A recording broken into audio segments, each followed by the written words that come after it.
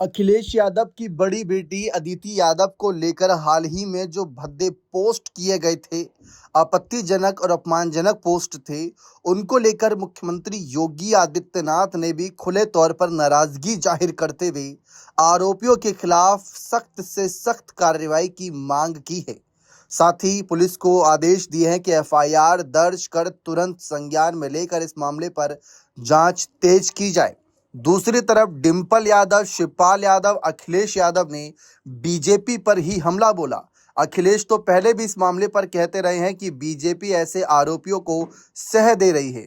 यहां तक कह दिया कि जो दो ऊपर व्यक्ति बैठे हैं वो दोनों ही का परिवार नहीं है, इसलिए वह ये दुख नहीं समझ सकते। अखिलेश का बयान एक पिता के रूप में भावनात्मक तरीके से नजर आता है। दूसरी तरफ डिंपल यादव ने भी खुले तौर पर बीजेपी पर ही हमला बोला कि उन्होंने बड़े मुद्दे जैसे राम मंदिर के दान पात्र से चोरी के मुद्दे को दबाने के लिए ऐसे घटिया कदम उठाए हैं। और शिवपाल यादव ने तो सीधा कह दिया कि अगर सपाई सड़कों पर आ गए संभालना मुश्किल हो जाएगा। और दूसरी तरफ मुख्यमंत्री योगी आदित्यनाथ ने कार्रवाई के तो आदेश दिए ही थे, साथ ही साथ अखिलेश यादव को यह नसीहत भी दी थी कि अपने चेले चपाटों को भी समझा दें कि आगे ऐसा कुछ ना करें, क्योंकि उनकी तरफ से भी क्या कुछ होता है हर कोई देखते हैं। ओम प्रकाश राजभर ने भी कहा था कि चाचा शिवपाल और आजम खान के बयान उठाकर देख लीजिए पुराने महिलाओं को लेकर। तो सपा बीजेपी पर आरोप लगा रही है, बीजेपी सपा पर आरोप लगा रही है। आखिर लेकिन ये किसने किया और क्यों पोस्ट किया? क्या उसकी इंटेंशन थी? क्या सच में कोई बड़ा मुद्दा दबाने के लिए ये साजिश रची गई?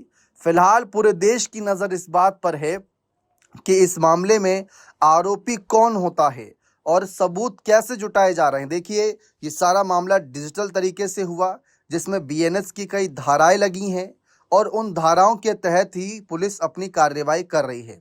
बताया जा रहा है कि इस मामले में अगर कोई दोषी हुआ तो उसे अधिकतम 3 साल तक की जेल की सजा और जुर्माना भी भरना पड़ सकता है, और भी सजा हो सकती है, लेकिन उसमें कोर्ट का फैसला आखिरी होगा।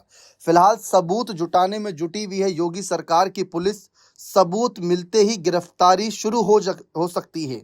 और ऐसे मामलों में ज़्यादातर ये पाया जाता है कि सामने वाला व्यक्ति जो अपराध करता है माफ़ी मांगता है, सामने वाले व्यक्ति से विनम्र निवेदन करता है, जिसके बाद उसे कहीं ना कहीं राहत मिल जाती है। लेकिन अगर अखिलेश के परिवार ने और जिन्होंने एफआईआर दर्ज कराई अगर वो ढील नहीं बरतेंगे तो कड़ी से कड़ी सजा हो सकती है, क्योंकि पोस्ट तो आपने हमने सब ने देखा था।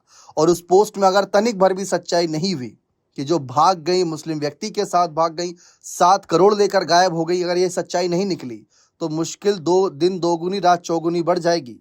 फिलहाल बताया जा रहा है कि 3 आरोपी, मतलब एक तरीके से जब शुरुआत में एफआईआर दर्ज हुई थी तो इसमें बताया गया कि 3 लोगों को नामजद आरोपी बनाया गया। फिलहाल साइबर सेल डिजिटल साक्ष्य जुटा रही, सबूत जुटा रही है।